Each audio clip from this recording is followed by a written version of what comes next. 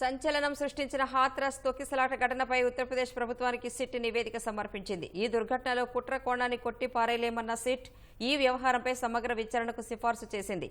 తొక్కిసలాటకు సత్సంగ్ నిర్వాహకులే బాధ్యులని, స్థానిక యంత్రాంగం సైతం ఈ కార్యక్రమంపై నిర్లక్ష్యంగా వ్యవహరించిందని సిట్ తన నివేదికలో పేర్కొంది. సిట్ నివేదిక ఆధారంగా 6 అధికారులను యూపీ ప్రభుత్వం సస్పెండ్ చేసింది. ఉత్తరప్రదేశ్లోని హత్రాస్లో భోలేబాబా సత్సంగ్ కార్యక్రమంలో జరిగిన తొక్కిసలాట ఘటనపై విచారణకు ఆ రాష్ట్ర ప్రభుత్వం 3 సభ్యులతో ప్రత్యేక దర్యాప్తు బృందం సిట్ను ఏర్పాటు చేసింది. ఈ దుర్ఘటనపై విస్తృత విచారణ జరిపిన సిట్ తన నివేదికను యూపీ ప్రభుత్వానికి సమర్పించింది.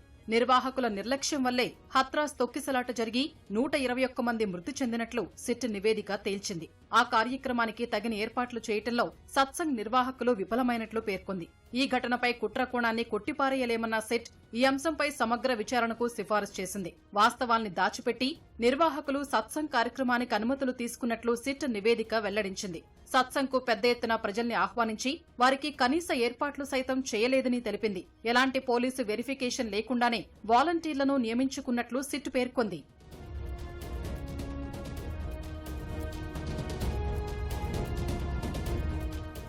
సత్సంగ్లో రద్దీ ఎక్కువగా ఉన్నప్పుడు ప్రజలు బయటకు వెళ్లేందుకు బారికేడ్లు సైతం ఏర్పాటు చేయకపోవడం అక్కడి భద్రతా లోపాలను తేటతెల్లం చేసినట్లు సిట్ తన నివేదికలో వెల్లడించింది. ప్రమాదం జరగ్గానే నిర్వాహకులు అక్కడి నుంచి పారిపోయినట్లు తెలిపింది. స్థానిక అధికారులు, పోలీసులు సైతం ఈ వ్యవహారంలో నిర్లక్ష్యంగా వ్యవహరించినట్లు వెల్లడించింది. సత్సంగ్కు ఏర్పాటు చేసిన వేదికను ఒక్కసారి కూడా పరిశీలించకుండా అనుమతినిచ్చిన సబ్ డివిజనల్ మ్యాజిస్ట్రేట్ సహా 6 అధికారుల్ని సిట్ నివేదిక ఆధారంగా యూపీ ప్రభుత్వం సస్పెండ్ చేసింది. మరోవైపు హత్రాస్ తొక్కిసలాటపై దాఖలైన ప్రజా ప్రయోజన వ్యాజ్యాన్ని సుప్రీంకోర్టు విచారణకు స్వీకరించింది.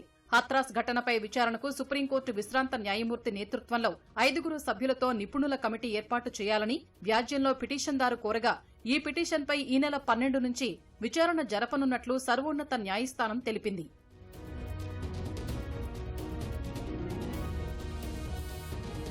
ఈ నెల 2న హత్రాస్ జిల్లా సికింద్రరావు పరిధిలోని ఫుల్రయి, ముగల్గడి గ్రామాల మధ్యలో తాత్కాలిక షెడ్లు వేసి సత్సంగ్ కార్యక్రమాన్ని ఏర్పాటు చేశారు.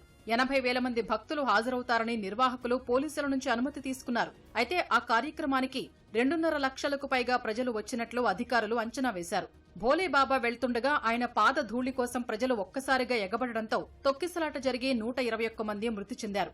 ఈ ఘటనపై ఇప్పటివరకు 9 మందిని పోలీసులు అరెస్ట్ చేశారు.